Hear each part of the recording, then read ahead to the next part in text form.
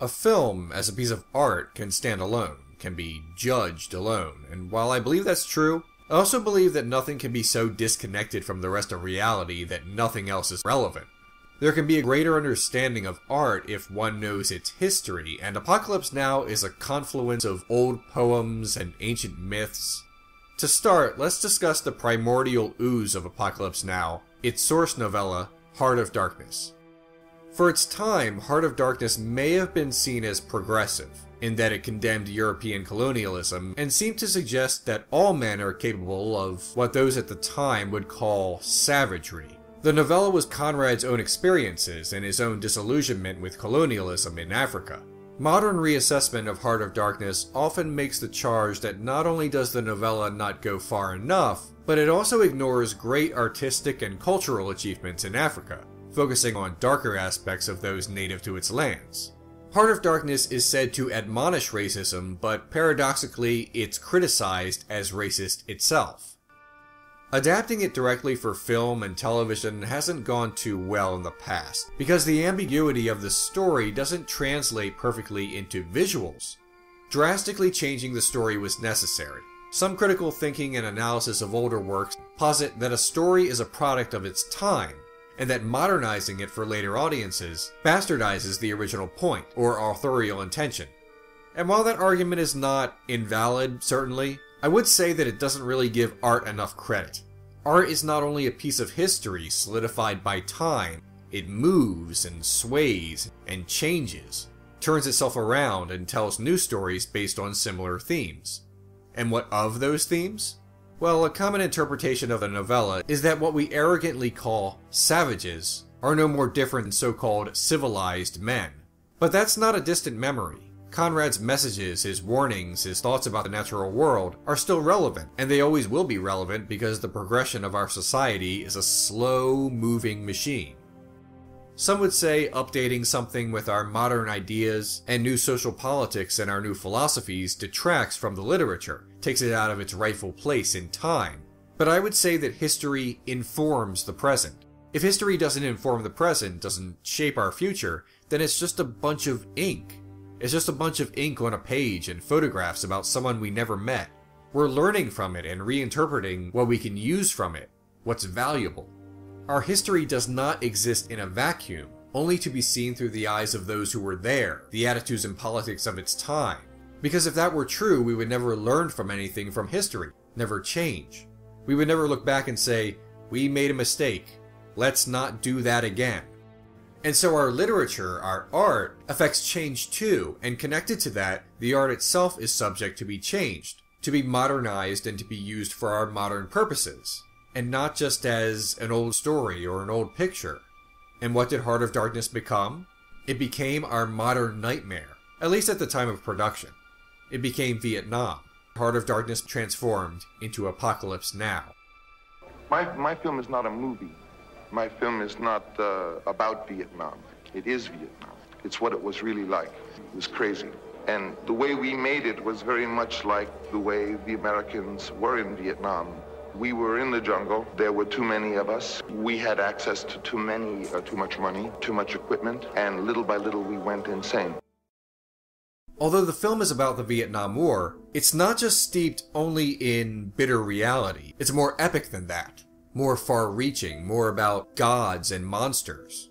To that end, John Milius, who wrote the screenplay, drew inspiration from the Odyssey, the story of Odysseus' journey after the Trojan War. According to an interview in the documentary Hearts of Darkness, A Filmmaker's Apocalypse, Milius admits that the character Kilgore is meant to be akin to the Cyclops, an obstacle in front of Odysseus, a man who our protagonist must trick in order to move forward in his journey.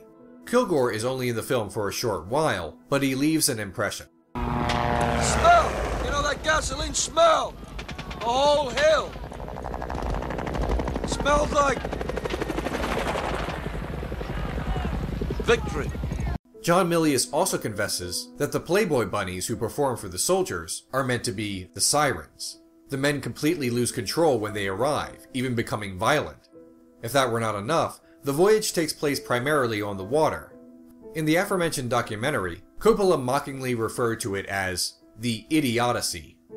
The mythic quality of the film lies not only in classical literature references, but also in the cinematography and even editing. Apocalypse Now uses a lot of dissolves, but not only as transition. Like in this scene, the images form layers which produce two effects. The first is that we can't tell if we're watching The Journey, this modern odyssey, or if this is part of a collective hallucination or memory. The second is that the superimposition of background and character give us a sense that these men are trapped in Vietnam, not only physically but also spiritually. Even when they go home, they will never truly be home again. Not like they remember anyway. Willard, our protagonist, says that during his first tour, all he wanted to do was come home, but once he left, all he wanted to do was return to the jungle, like it stayed with him. This is shown visually through these dissolves. I'm still only in Saigon. Every time I think I'm gonna wake up back in the jungle. Apocalypse Now also uses a lot of fog. In the documentary Hearts of Darkness, Coppola can be heard referring to the fog in the French plantation scene as something out of a dream, like a ghost is appearing. But it's not only in that scene, it's everywhere in the film. Fog during the day, fog at twilight, gray fog, black smoke, green and purple, everywhere, it's inescapable. So what is it? Why is it so prevalent in the film? Coppola had a lot of fog machines for this picture, and a lot of explosions to kick up smoke and dust. But what does it all mean? Well, there's a term called the fog of war. It means that there is uncertainty in military action because of so many variables and so much chaos. The phrase was popularized by Prussian military analyst Karl von Clausewitz.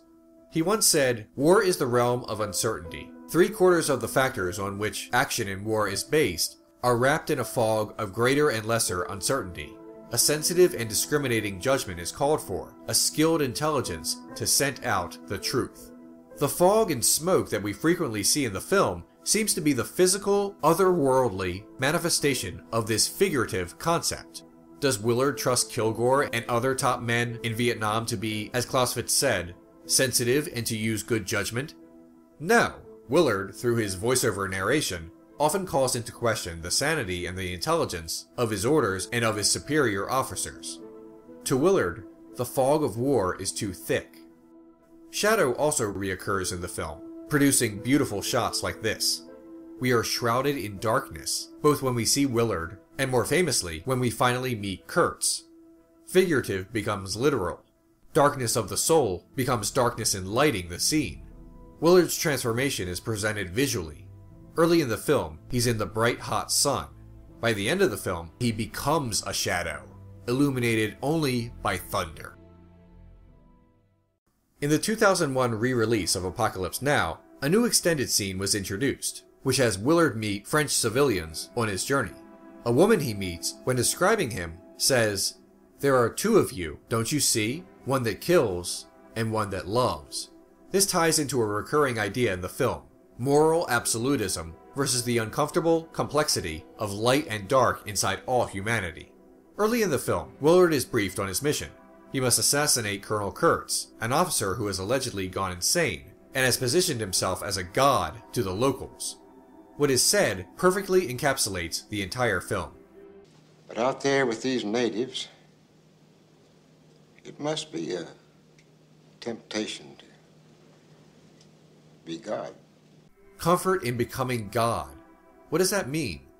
War is a morally ambiguous endeavor. The conflict between what we know to be right, never doing our fellow man harm, and what our sense of loyalty expects from us. The opposite of that, in hopes of some notion of greater good. It's enough to drive a man insane.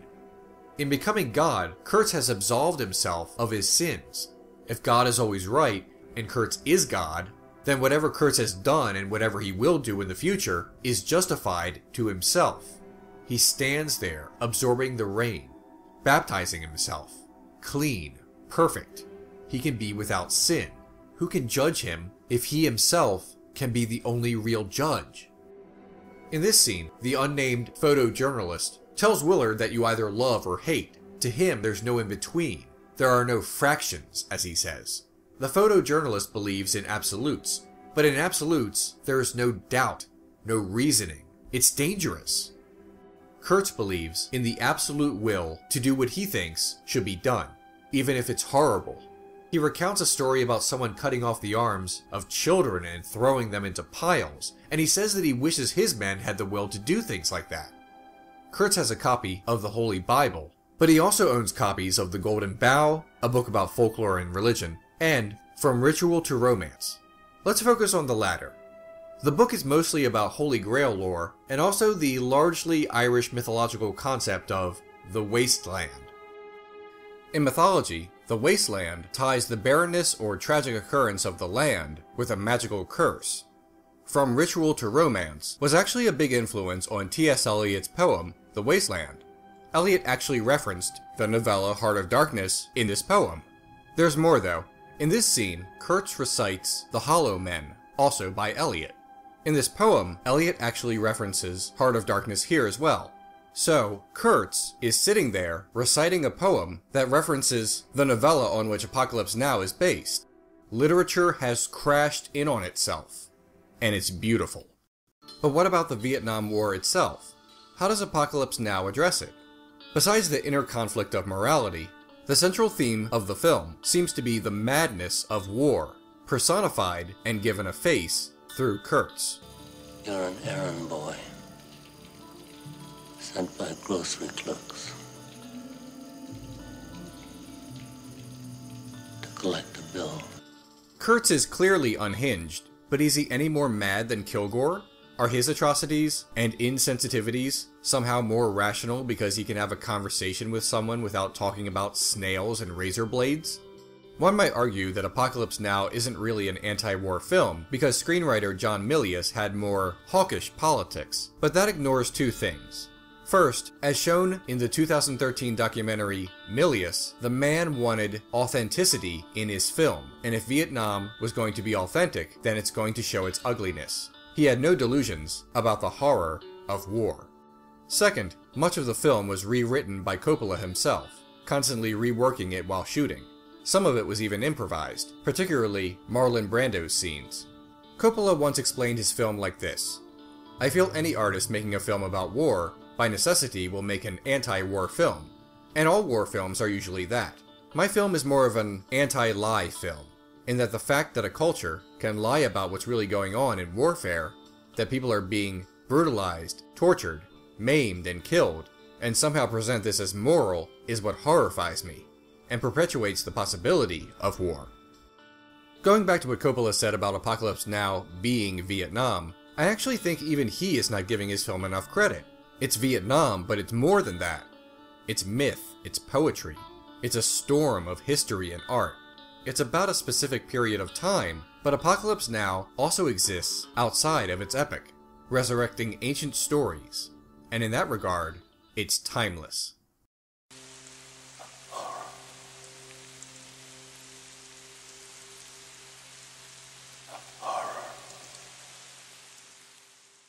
Hi everyone, if you like what I do, consider clicking on the orange Patreon link below. That's how this show happens.